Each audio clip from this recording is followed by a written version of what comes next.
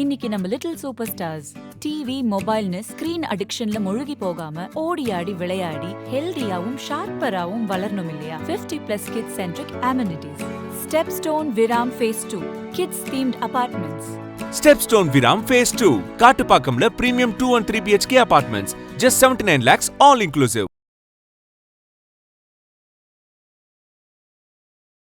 ரவி மோகன் கோவாவில் ஒரு மதுபான விடுதியில் கெனிஷாவை சந்திக்கிறார். ஓகே. கெனிஷா அந்த மதுபான விடுதியில் ஒரு பாடகி. ஓகே, அதுக்கு முன்னாடி வரையும் ரவி மோகன் ஆர்த்தி அவங்களுக்குள்ள எந்த பிரச்சனையும் இல்லை. ஓகே. அப்போ இதுக்கு நடுவில் கெனிஷாவை பொறுத்தவரை பல சர்ச்சைகளுக்கு உள்ளானவர். கெனிஷாவுடைய முதல் கணவருடைய மரணமே மர்ம மரணம். எப்படி இறந்தார், ஏன் இறந்தார் தெரியல. 2 பேரும் ஒரே உடை, ஒரே அலங்காரம், ஒரே சிகை. அப்போ அங்கே வந்த அத்தனை பேருமே அருவருப்பாக பார்க்குறான். ஏன்னா பல திருமண நிகழ்ச்சிக்கு ஆர்த்தியோட குழந்தையோடு தான் போயிருக்காரு. அப்போது அப்பாவை பார்ப்பதற்கு 2 மகன்களும் போகிறாங்க. போகும்போது ரவி மகனை சொல்ல, இதுதான் உன்னுடைய அம்மா. எந்த குழந்தை ஏற்றுக்குவான்? பெத்த தாயை விட்டுட்டு வாடகை தாயை பெத்த தாயை எப்படி ஏற்றுக்குவான்? எடிட்டர் மோகன் என்ற ஜெயம் ரவியுடைய அப்பா. பல பேர் மாறி இருக்கார் இப்போ. ஜெயம் ரவியை பெத்த தாயும் தகப்பனுமே உன்னை பார்க்க விரும்பலப்பா. எங்களுக்கு அவ பெயர், எங்கள் பேர் வெளியில் கெட்டு போச்சு. முழுமையாக தன்னுடைய கட்டுப்பாட்டு கொண்டு போகணுன்னு கெனிஷா விரும்புது. ஏன்? இவர் ஒரு ஏடிஎம் மிஷின். யார்? ஜெயம் ரவி. எந்த விளம்பரப்படத்தில் நடித்தாலும் ஒரு 25 லட்ச ரூபா கிடைக்கும். வருஷத்துக்கு ஒரு 4-5 டிஎம்டி டார் கம்பிகள், சக்தி மசாலா, இப்படி எதில் நடித்தாலும் வருஷத்துக்கு சில பல கோடி வரும். இந்த சில பல கோடிகளை தள்ளுபடி அத்தனை பேரும் அல்லம்படி 6 முதல் 60% வரை ஆடி தள்ளுபடியுடன் சூப்பர் சரவணா ஸ்டோர்ஸ், சென்னை, மதுரை, கோவை.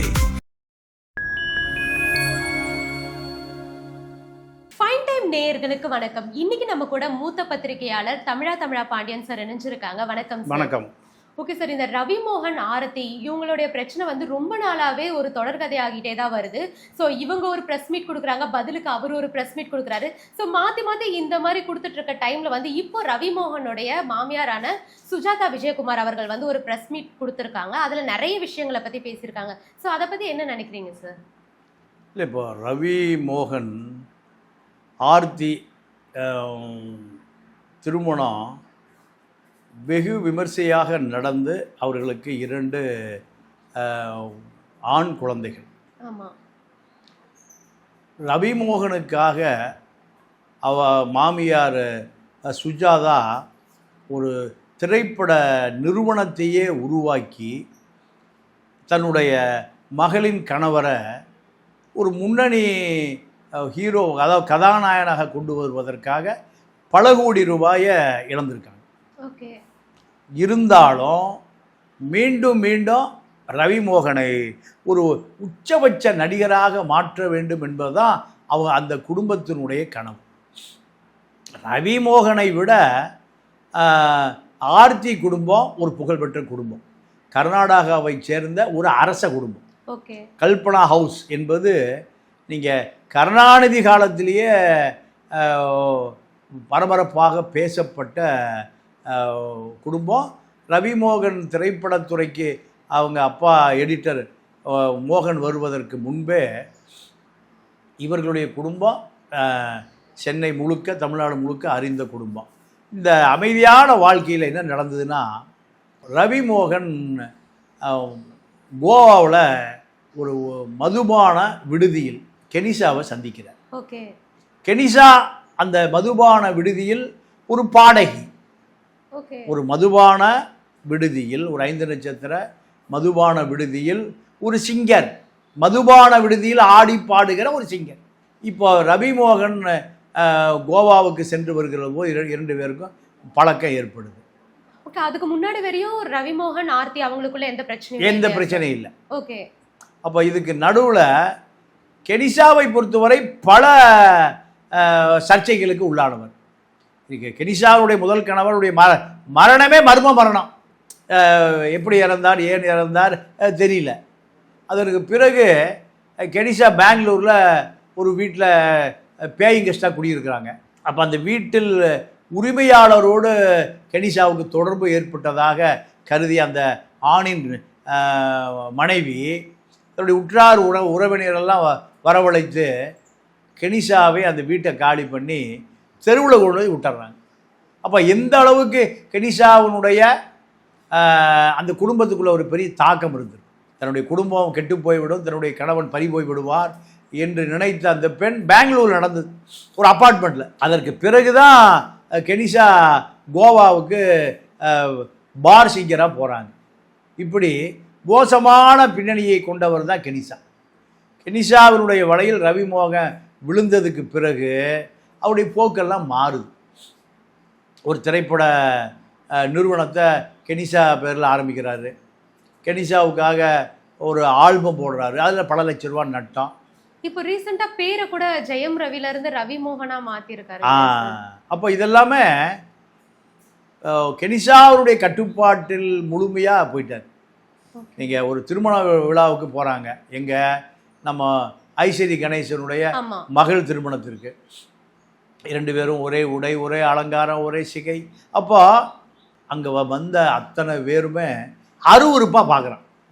ஏன்னா பல திருமண நிகழ்ச்சிக்கு ஆர்த்தியோட குழந்தையோடு தான் போயிருக்காரு. ஓகே. இப்போ முற்று முழுதாக கெனிஷாவுடைய கட்டுப்பாட்டுக்கு வந்த பிறகு இவருடைய ஒட்டுமொத்த போக்கும் மாறுது. பல நேரம் கெனிஷாவினுடைய அழுத்தம் என்னென்னா, இப்போ அந்த திரைப்பட நிறுவனம் தன்னுடைய பேரில், அதே போல் ஒரு 4 கோடி ரூபாய்க்கு கோவாவில் கெனிஷா பேரில் வீடு வாங்கப்பட்டிருக்கு. இந்த பணமெல்லாம் ரவிமோகன் பெயரில் ஒரு திரைப்பட கம்பெனியில் ஒப்பந்தம் செய்து வாங்கிய பணம், முன்பணம். ஆனால் வீடு யார் பேரில் இருக்குன்னா கெனிஷா பேரில் இருக்குது. கடன் யார் பேரில் இருக்குது? ரவிமோகன் பேரில் இருக்குது. இப்போ இந்த குடும்பம், ஆர்த்தி குடும்பம், சுஜாதா 2 பேருமே போய் ரவிமோகன் குடும்பத்தில் போய் புகார் பண்ணுறாங்க, அப்பாவிட்டையும் அம்மாவிட்டையும். ஆர்த்தியுடைய மாமனார் மாமியார், மன்னித்து கொள்ளுங்கள், நாங்கள் எவ்வளோ சொன்னாலும் அவனை திருத்த முடியல, ஆண்டவன் தான் திருத்தணும், ஆண்டவன் தான் திருத்தணும்னு அவர்கள் 2 பேருமே மனம் உடைந்து சொன்ன பதில். அதற்கு பிறகு ஆர்த்தியும் எல்லா கோயில் குளம், தமிழ்நாடு, ஆந்திரா, கர்நாடகா, கேரளா எல்லா கோயிலும் போய் முடிச்சாச்சு. எந்த சாமியும் ரவிமோகனுக்கு நல்ல புத்தியை கொடுக்கல. இப்போ சரி, இதை எப்படி மீட்டெடுப்பது? அவர் இப்போ டைவர்ஸ் கேஸ் போட்டிருக்கார், விவாகரத்து. இந்த விவாகரத்துக்கு அழுத்தம் கொடுப்பதே கெனிஷா. சீக்கிரமா டைவர்ஸ் பண்ணால் இவர் தன்னுடைய கட்டுப்பாடு வச்சுக்க. இப்போ ரவிமோகனுக்கு இப்போ எல்லா வகையிலும் இப்போ பெரிய பண வரவு இல்லை. விளம்பர படங்களில் நடிக்கிற பணத்தை கூட கெனிஷா அவனுடைய வங்கி கணக்குக்கு போயிருக்கு. இப்போ இவர்கள் வாங்கி இருக்கிற வீடு, அந்த வீடு கெனிஷா பேரில் இருக்குது. கெனிஷாவுக்கு டியூ கட்டுறாரு. ஓகே சார், அதுதான் ஃபர்ஸ்ட் வந்து ரவிமோகன் அவர்கள் வந்து ஆர்த்தி மேல வச்ச குற்றச்சாட்டு என்னன்னா வந்து, நான் சம்பாதிக்கிற காசு எல்லாமே வந்து எனக்கு செலவு பண்றதுக்கு இல்லாம அவங்க கிட்டதான் இருக்கு அப்படின்ற ஒரு விஷயத்தை தான் வந்து முன் வச்சிருந்தாரு. இப்போ கெனிஷா அவங்க கூடயுமே வந்து இதே மாதிரி ஒரு விஷயம் தானே நடக்குது. அப்ப எதுக்கு இவங்க கிட்ட இருந்து அங்க போய் இருக்கணும்? ஆமா, ஒரு மனைவி ஒரு பணத்தை சேமிக்கிறாருன்னா அது யாருக்கா இருக்கும்? குடும்பத்துக்கு. 2 பசங்க இருக்காங்க. நீங்கள் 2 பசங்களுமே அறிவு வளர்ந்த பசங்க. உலக பார்வை தெரியுது. அப்பா இப்படி இருக்காருன்னு தெரியுது, அம்மா இப்படி இருக்காரு, குடும்பம் பிரிஞ்சு போச்சேன்னு தெரியுது. அப்போது அப்பாவை பார்ப்பதற்கு 2 மகங்களும் போகிறாங்க. போகும்போது ரவிமகனை சொல்ல, இதுதான் உன்னுடைய அம்மா. எந்த குழந்தை ஏற்றுக்குவான்? பெத்த தாயை விட்டுட்டு வாடகை தாயை, பெத்த தாயை எப்படி ஏற்றுக்குவான்? அப்போது உண்மையாகவே மனநலம் நல்லா இருக்கா ரவிமோகனுக்கு, இல்லை சித்தம் கலங்கிருச்சான்னு பசங்களுக்கே சந்தேகம் வந்துருச்சு. இனிமேல் நீ அம்மாவோடு பழக்கம் வச்சுக்க. யாரை பார்த்து? கெனிஷாவை பார்த்து. பெத்து வளர்த்தி ஆளாக்கி இப்போ அதை விட பெரிய கொடுமை, இந்த அவங்க படிக்கிற பள்ளிக்கூடம் வந்து ஒரு இன்டர்நேஷ்னல் ஸ்கூல். வருஷம் குறைஞ்சபட்சம் ஒரு 20 லட்ச ரூபா வேணும். 2 பசங்களுக்கு 40 லட்ச ரூபா வேணும். 4000 ரூபா பணம் கட்டுறாரான்னு அந்த பெத்த குழந்தைகிட்ட கேளுங்க. ஒரு மகன்களை படிக்க வைக்கிற பொறுப்பு யாருக்கு இருக்கு? அப்பாவுக்கு தானே இருக்கு. பெத்த தாப்ப கெனிஷா வேலை சொத்து வாங்குறாரு.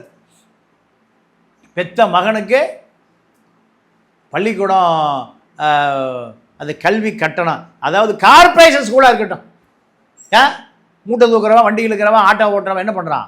அந்த பையனை, அந்த பெத்த பையனை படிக்க வைக்கணும், ஒரு எதிர்காலத்தை உருவாக்கணும், அவன் பெரிய டாக்டர் ஆகணும், இன்ஜினியர் ஆகணும் தானே நினைப்பான்.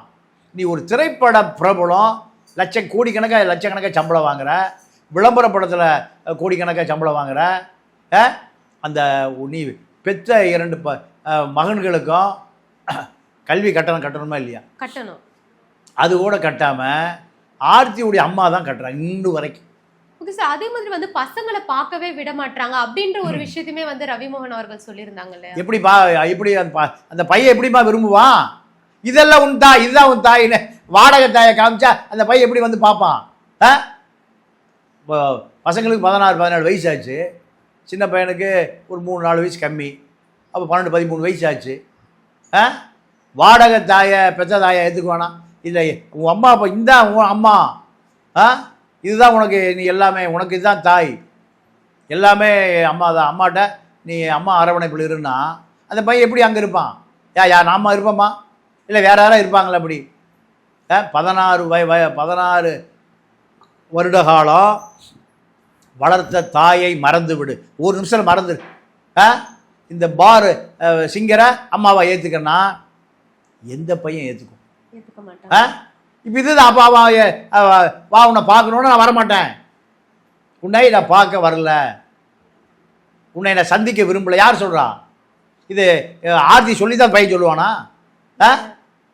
ஆர்த்தி சொல்லாமலே பையன் சொல்கிறான், உன்னை நான் பார்க்க பிடிக்கல, உன்னை பார்க்கணும் விரும்பலை. பெத்த அப்பா தானே சொல்கிறானே. எடிட்டர் மோகன் என்ற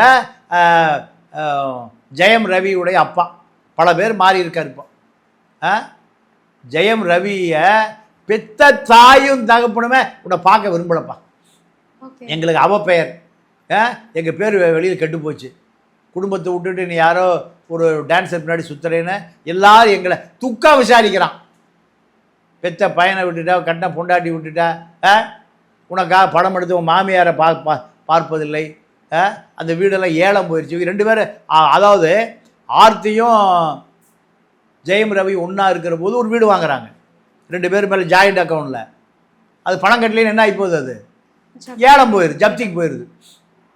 அப்போ அதெல்லாம் யாருடைய தப்பு? சேமிச்சது தப்பா? இடம் வாங்கினது தப்பா? உனக்கு வேற என்ன அழுத்தம் கொடுத்தாங்க?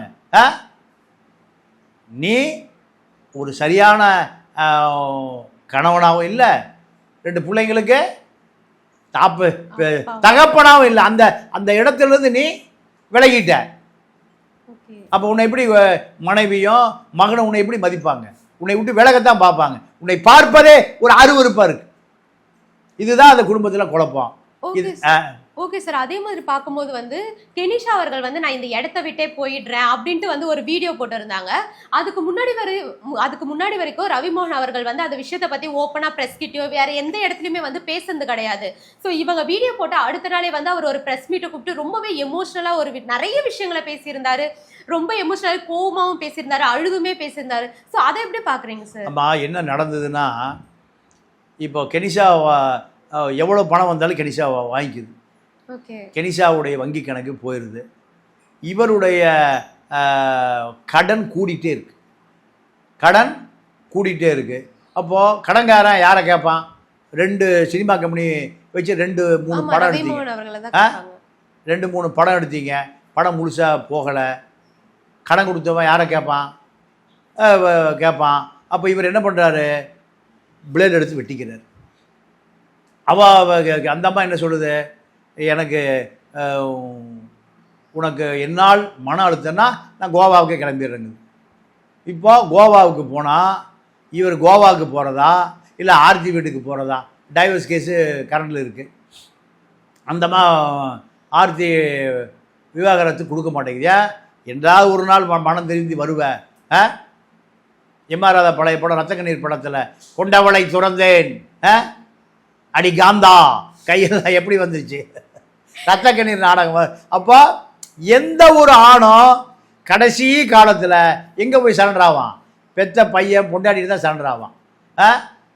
நீங்கள் கெனிஷாவை போன்ற பார் டான்ஸர்லாம் பணம் இருந்தால் தான். கண்ணகி யார், மாதவி யார்? அப்போ இந்த பிரச்சனை இப்போ என்னாச்சு, தலை தூக்க ஆரம்பிச்சிருக்கு. ஓகே சார், அதே மாதிரி வந்து இப்போ இன்னொரு விஷயம் அந்த பிரஸ் மீட்ல வந்து சுஜாதா விஜயகுமார் அவர்கள் என்ன சொல்லியிருந்தாங்கன்னா, பையனுக்கு வந்து பாஸ்போர்ட் வந்து ரினியூ பண்ணணும், அப்போ கூட வந்து பெற்றவங்க 2 பேரோட சிக்னேச்சருமே வேணும், அதுக்காக வந்து காலையில இருந்து என்னோட பேரை வந்து பாஸ்போர்ட் ஆஃபீஸில் உட்காந்துருந்தாங்க. ஆனால் ரவிமோகன் அவர்கள் வந்து கடைசி வரையும் வரவே இல்லை. ஆனால் அவர்கிட்ட இருந்து ஒரு மெசேஜ் மட்டும் வந்திருந்தது, அது வந்து கண்டிப்பாக அவர் அனுப்பியிருக்க மாட்டார், கெனிஷா அவர்கள் தான் அனுப்பியிருப்பாங்க அப்படின்ற ஒரு விஷயத்த சொல்லியிருந்தாங்க. ஸோ உண்மையாகவே வந்து அதை கெனிஷா அவர்கள் தான் அனுப்பியிருப்பாங்களா? ஆமாம், இப்போ ஆர்த்தி குடும்பத்திலிருந்து முழுமையாக தன்னுடைய கட்டுப்பாட்டு கொண்டு போகணுன்னு கெனிஷா விரும்புது. ஏன்? இவர் ஒரு ஏடிஎம் மிஷின். யார்? ஜெயம் ரவி. எந்த விளம்பர படத்தில் நடித்தாலும் ஒரு 25 லட்ச ரூபா கிடைக்கும்.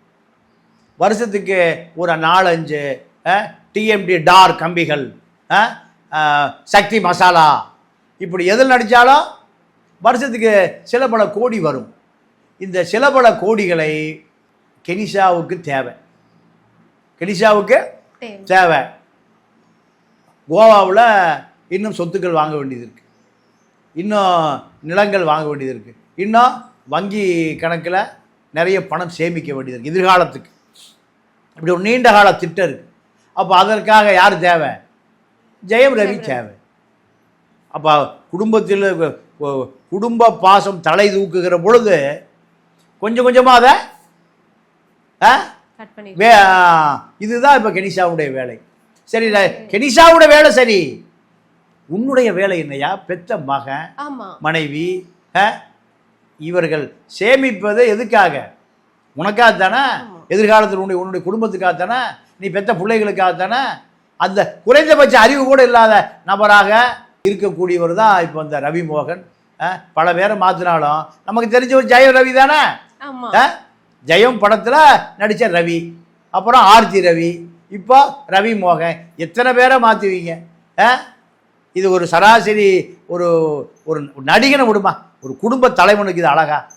கெனிஷாவிடமிருந்து இவரால் மீளவே முடியுமா? முடியாதானா? முடியும். எப்போ? இவருடைய வருமானமெல்லாம் பொய்த்து போன பிறகு. நீங்கள் ஒன்றும் இல்லை, டப்பு இல்லைன்னா அந்த மாதிரி நேரம் எங்கே கிளம்பிடும்?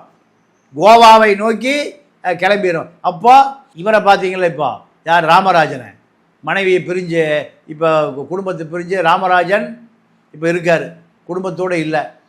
ஒரு 15 ஆண்டு காலம் நாடாளுமன்ற உறுப்பினர், ஜெயலலிதாவுடைய அன்பை பெற்றவர். இப்போ என்ன நடந்தது? ராமராஜன் இப்போ சொந்த குடும்பமும் இல்லை, மேலூரில் இருக்கிற உறவினர்களும் இல்லை, காசு இல்லை, ஒரு போய் வரமாட்டான். பணம் இல்லைன்னா பணம் அவன் ஆடி காரு, பிஎம்டபிள்யூ காரு, 5 நட்சத்திர ஹோட்டல் விடுதியில் சாப்பிட்றது, இந்த ஸ்டைல் இல்லைன்னா சினிமா நடிகனை சுற்றி யாரும் வரமாட்டான். மாடிக்கே கார் போகிற வீடு கட்டின சாவுத்திரி கடைசி காலத்தில் வறுமையால் பாதிக்கப்பட்டு இறந்தான். இப்போ சந்திரபாபு அதை விட புகழ்பெற்றவர், எம்ஜிஆரோட நேரடியாக நடித்தவர் பல படங்களில். கடைசியில் வறுமை இப்படி பல பேர் உதாரணம். இப்போ நம்ம ஜெயம் ரவி கடைசி காலத்தில் குடும்பம், மனைவி தான் காப்பாற்றுவார்கள் என்பதை புரிந்து கொள்ள மறுக்கிறார். அப்படி புரிந்து கொள்ளுகிற பொழுது அவர் எங்கே போவார்? குடும்பத்துக்கு போவார். அதுதான் இப்போ ரவிமோகனுக்கு நம்ம சொல்லுகிற அறிவுரை, ஆலோசனை. இப்போல்லாம் கேட்க மாட்டார், யார் எதை சொன்னாலும் கேட்க மாட்டார். இப்போ ஒரு மிகப்பெரிய மிதப்பில் இருக்கிறார். தான் ஒரு பெரிய நடிகன். பல நடிகர்கள் கடைசி காலத்தில் வரலாற்றில் என்ன ஆனார்கள் என்பதை ரவிமோகன் தெரிந்து கொள்வது நல்லது.